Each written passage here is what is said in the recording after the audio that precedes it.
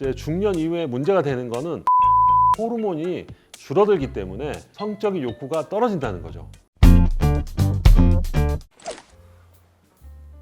네.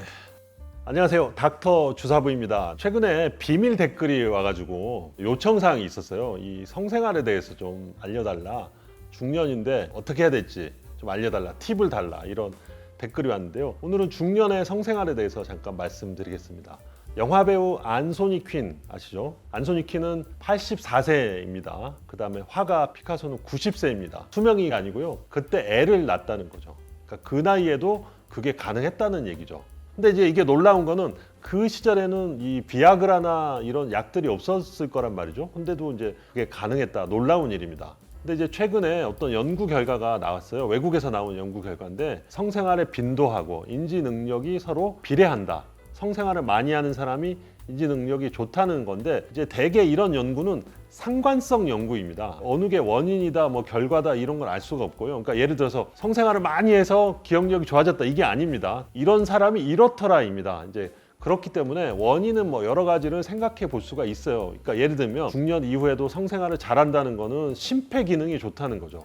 혈관의 탄력이라든지 심폐 기능이 좋다는 건데 이런 분들은 운동도 많이 하고 몸 관리를 잘했다든지 이런 것들이 있어서 그것 때문에 기억력이 좋다. 이 두 개가 이런 상관성이 있을 수도 있는데 성생활을 내가 중년 이후에도 쭉 젊었을 때처럼 유지한다는 게 나쁜 건 아니고 그렇게 해서 해가 되진 않는다. 이런 해석은 충분히 가능합니다.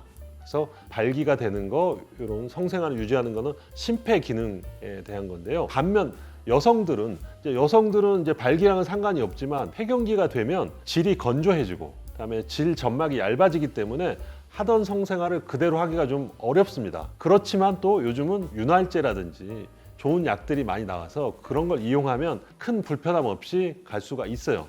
오히려 중년 이후에 문제가 되는 거는 우리 몸속에 있는 내인성 호르몬이 줄어들기 때문에 오히려 성적인 욕구가 떨어지는 게 문제가 될 수 있습니다. 이제 성욕을 일으키는 거는 테스토스테론이라는 남성 호르몬입니다. 남자도 마찬가지고 여성의 몸속에도 이런 테스토스테론 성분이 좀 있어서 이런 것들이 어느 정도 있어야 욕구가 이제 생기는데 이게 떨어지면 성적인 욕구가 떨어진다는 거죠.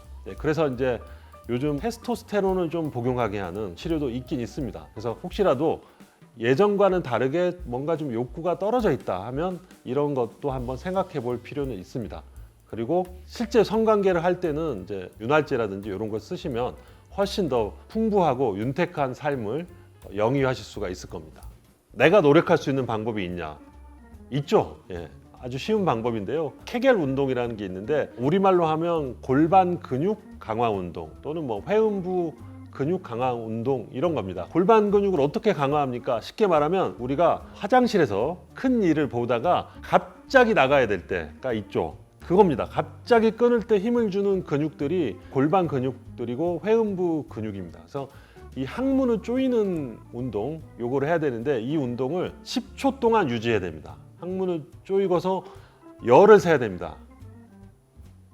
이렇게 10초가 지난 다음에 이제 힘을 빼시는 거고요. 다시 또 조여서 열을 세고 힘을 빼고 이거를 10번 하면 이게 한 세트입니다.